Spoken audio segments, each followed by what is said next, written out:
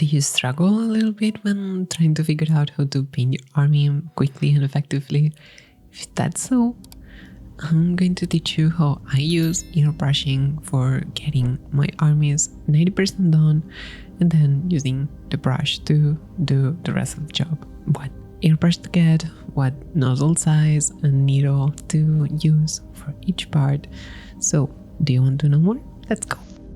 If you can prime outside with a rattle gun, that's always a good option, but having a 0.5mm nozzle and needle airbrush like the Seeker that I'm using here, it's an amazing option for priming inside or priming more detailed minis that you don't want to risk the chances of it getting overloaded with primer on a non-perfectly conditioned day that you only have to paint.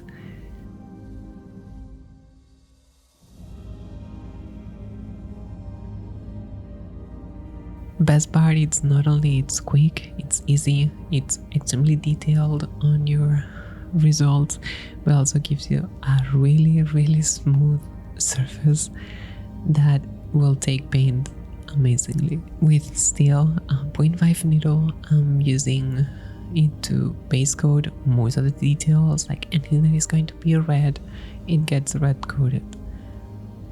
If you take it as not like just fingering the trigger mechanism and spraying paint everywhere, you can be quite detailed.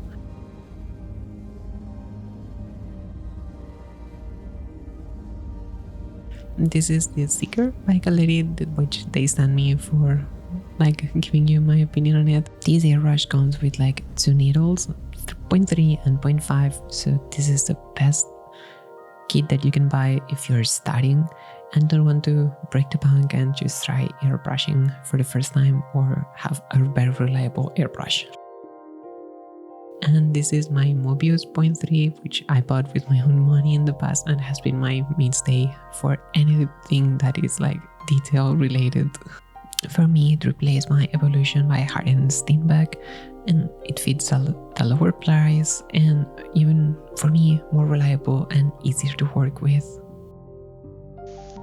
We are still using the Seeker with the 0.5 needle nozzle to get the first highlights on, and as you can see, with just a bit of care you can spray smoothly and not just overload every single surface with paint and just hit where you need to hit. It's really useful for shading anything. I'm diluting some paint quite thin to just create like really thin effects. As you can see, it can go extremely smoothly and precisely, even with such a big needle, but that's the magic of airbrushing. Even establishing some of the highest lights that I want to keep later with that same 0.5 needle, it's quite easy after a bit of practice. And for me, it's like the best part, because if not, I would not finish any army. We are changing for most of the things to come to the 0.3 Mobius, which is my favorite airbrush that I've used in a long time.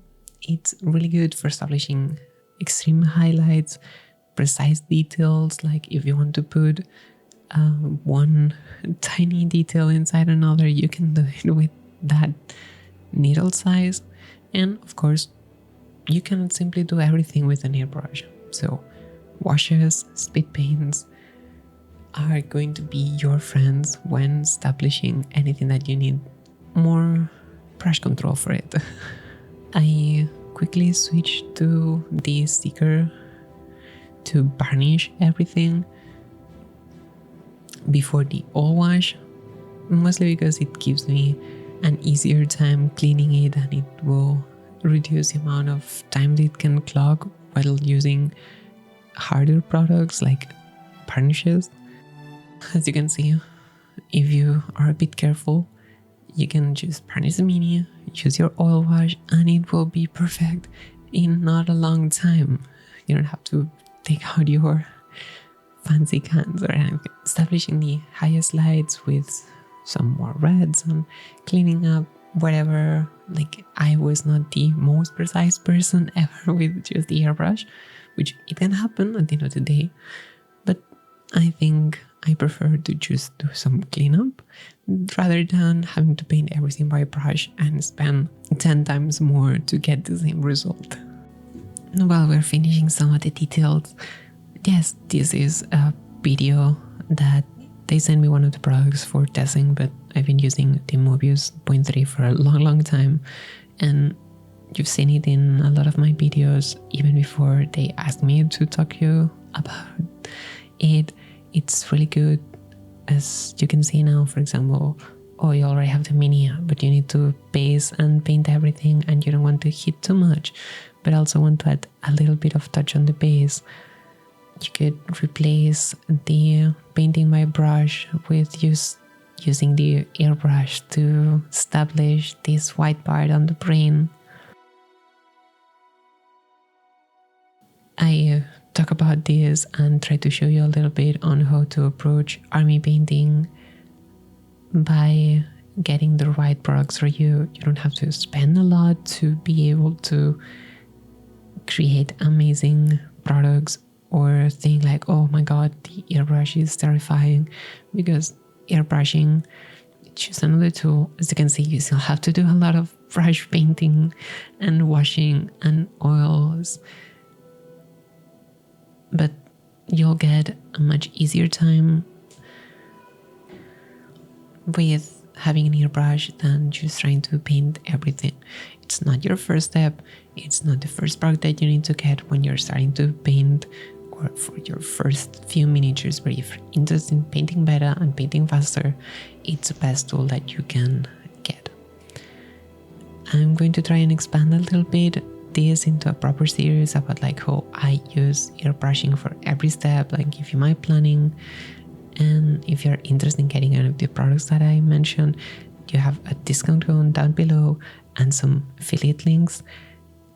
And yes, I will see you in the next one. Sorry for the short one. Bye bye.